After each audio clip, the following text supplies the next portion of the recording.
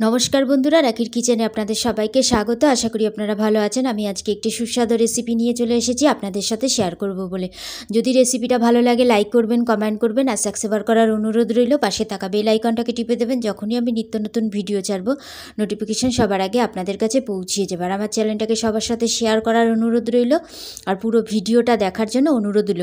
চলুন তাহলে দেখা যাক আজকে রবিবারের ঘরে থাকা উপকরণ দিয়ে বিরিয়ানি তৈরি করে নিচ্ছি।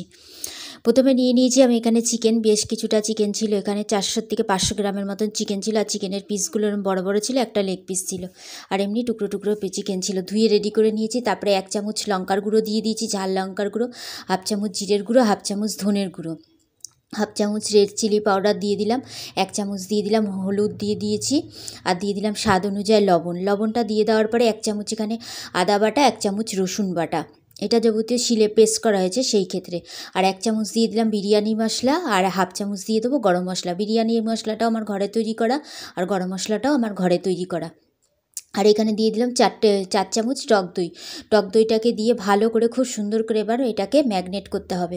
এটাকে ভালো করে আমি খুব সুন্দর করে মেখে নিলাম। মেখে এই যে ম্যাগনেট করে এটাকে আমি 30 থেকে 40 মিনিটের জন্য রেখে দিলাম। যাবতীয় আমার হাতে সময় আছে বলে তাই রেখে দিলাম। তারপর আমি গ্যাসের উপরে হাঁড়ি বসিয়ে দিয়েছি। হাঁড়ির মধ্যে বেশ খানিকটা জল দিয়ে দিয়েছি। 5 থেকে 6টা এলাচ দিয়ে দিলাম, 4 থেকে 5 টুকরো দারচিনি দিয়ে দিলাম, 6 থেকে 7টা এলাচ দিয়ে দিয়েছি। দিয়ে যে এখানে বাঁশকাঠি চালটাকে আমি ভিজিয়ে রেখেছিলাম 30 মিনিটের মতন, সেক্ষেত্রে তারপরে জলটা যেই ফুটে উঠেছে এখন আমি এই চালটাকে এর মধ্যে দিয়ে দিচ্ছি, আস্তে আস্তে করে দিয়ে দেবো।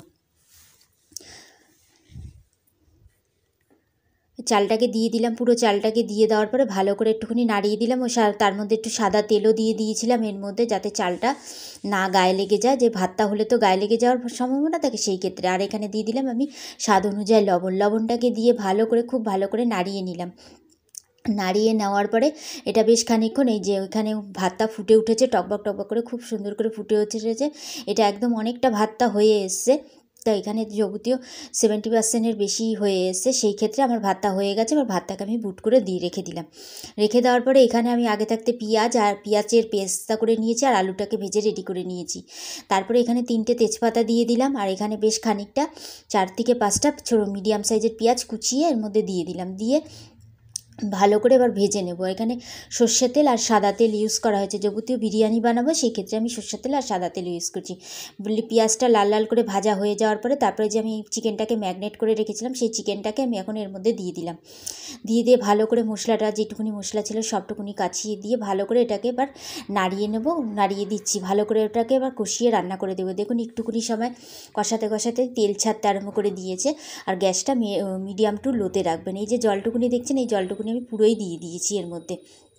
পুরোটাকে দিয়ে ভালো করে এবার 1.5 থেকে 2 মিনিটের মতন ভালো করে কষিয়ে নিতে হবে, কষাতে হবে খুব ভালো করে। আমি যেই জলটা আগে দিয়েছি সেটাকেও দিয়ে কষিয়ে নিলাম, আবার যে জলটুকুনি ছিল সেইটুকুনি দিয়েও 3 থেকে 4 মিনিটের মতন সময় নিয়ে কষিয়ে নিয়েছি। কষিয়ে নেওয়ার পরে যে আলুগুলোকে ভেজে রেখে দিয়েছিলাম সেই আলুগুলোকে, এটার মধ্যে নুনও না কিছু না, শুধু লাল লাল করে ভেজে রেখে দিয়েছিলাম।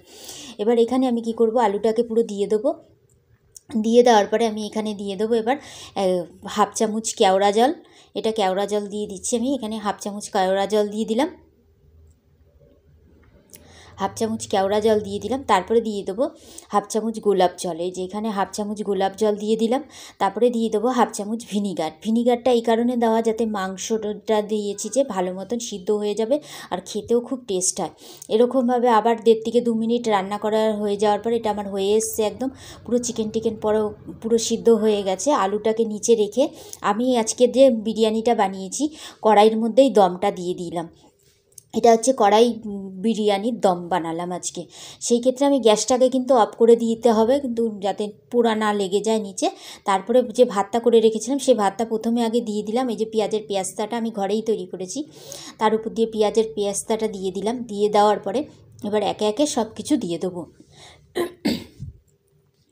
পেঁয়াজের পেস্তা দেওয়ার পরে তারপরে দিয়ে দিলাম আমি একটুখানি মিঠা আতরটা দিয়ে দিতে হবে। মিঠা আতর দিলে গিয়ে বিরিয়ানির যে সেন্টটা হয় সেই মিঠা আতরটা দিয়ে দিলাম।